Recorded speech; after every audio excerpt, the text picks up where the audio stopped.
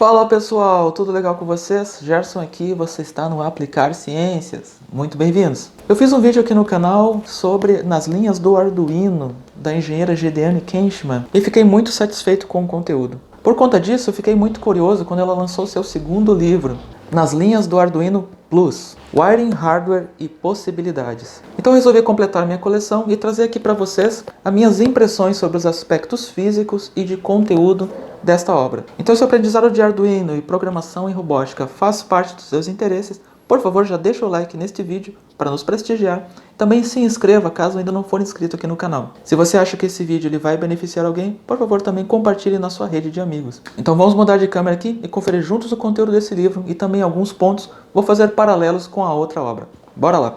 E aqui estamos então com mais um livro da engenheira Gedeane Kenchman, Nas linhas do Arduino Plus, Wiring, Hardware e Possibilidades. Esse é um segundo livro que nós adquirimos da engenheira, nós já fizemos o review do primeiro, o card vai aparecer aqui em cima do vídeo para vocês verem e conferirem, mas a descrição vai ficar aqui também, na descrição do vídeo e no primeiro comentário destacado. Vocês podem conferir lá e dar uma olhada se não está inclusive em promoção. Às vezes tem umas promoções muito boas. É um livro brochura, ele é publicado pela Novatec. Um livro com um pouco mais de 260 páginas, recheado de projetos, exemplos e explicações. É basicamente um livro curso. E se você está se perguntando se precisa ler esse livro depois do primeiro, a resposta é sim. Não que você não vai aprender nada se só tiver esse livro e acesso, ganhar de presente, digamos assim. Não, vai ter proveito sim. Mas o curso inicial básico, introdutório e mais abrangente para quem está começando, ele fica no livro 1, nas linhas do Arduino. Esse aqui ele é um complemento e aprofundamento. Inclusive, por conta disso,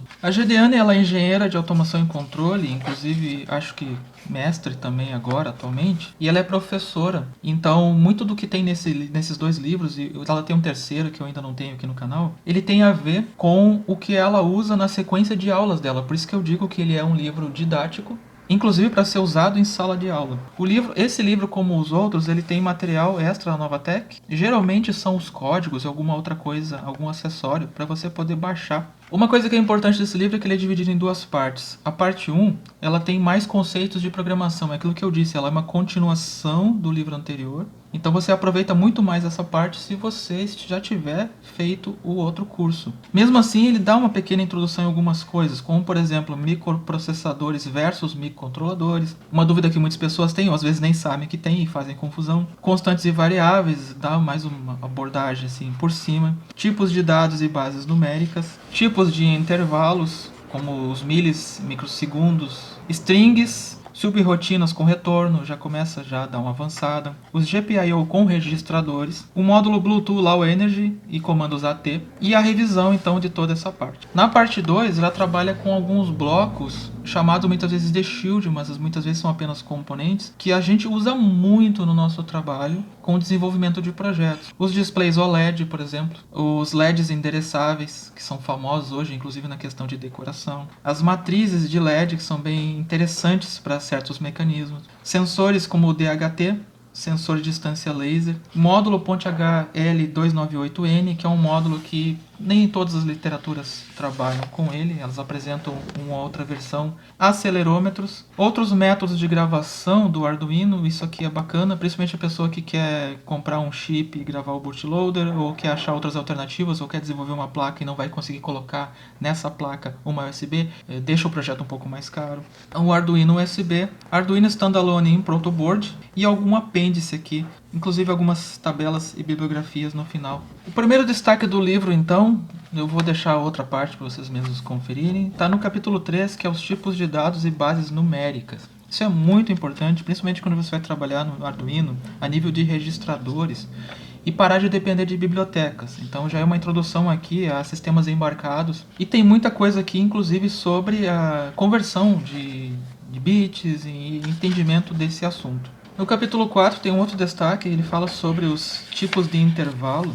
E ele é um destaque porque aqui você já tem uma introdução de como trabalhar com o Arduino sem o delay, que pode muitas vezes em alguns projetos atrapalhar. Já é uma introdução a algo como se fosse multitarefa do Arduino, porque o Arduino ele trabalha linearmente, né?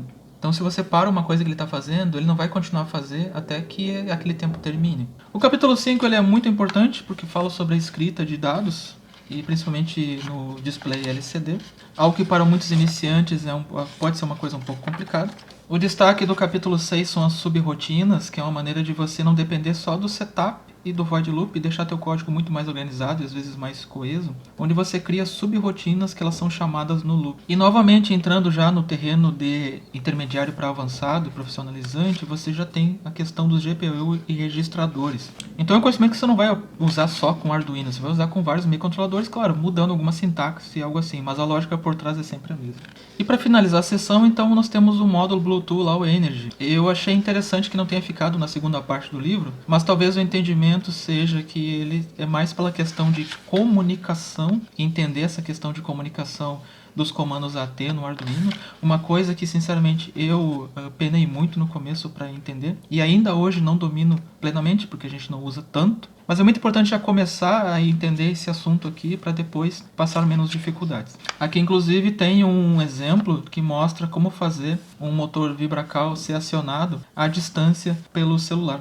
E depois de eu passar pelo último capítulo, que foi a revisão, e com mais outras sugestões e até trabalhos para você fazer, entramos então na parte 2, com sensores, displays e formas de gravação. Aí a coisa já começa a ficar mais séria, especialmente esse que eu achei bacana, que é o display OLED, muito popular. E como eu falei no começo, tem os LEDs NeoPixels no capítulo 11, as matrizes de LED no capítulo 12, para fazer aqueles painéis interativos. O clássico sensor de temperatura no capítulo 13, mas com uma abordagem diferenciada, usando alguns detalhes a mais e diferenciando inclusive o DHT11 do DHT22. Um destaque bacana aqui foram, primeiro, sensores de distância laser e vários tipos aqui, inclusive alguns modelos que eu não conhecia e eu achei bem bacana, tô a fim de querer usar no futuro. O capítulo 15 é muito importante para o pessoal que quer acionar motores, não pode ficar sem entender esse tipo de assunto aqui. E um que eu achei também, o queridinho aqui desse livro, trabalhando com acelerômetros, que são sensores de posição, você pode fazer, inclusive aquelas luvas que controlam coisas, fazem movimentos, usando esse tipo de dispositivo aqui. E outra cereja do bolo é os outros métodos de gravação, então, que estão aqui no capítulo 17. E que são muito importantes para você que vai trabalhar profissionalmente com microcontroladores, inclusive com o Arduino.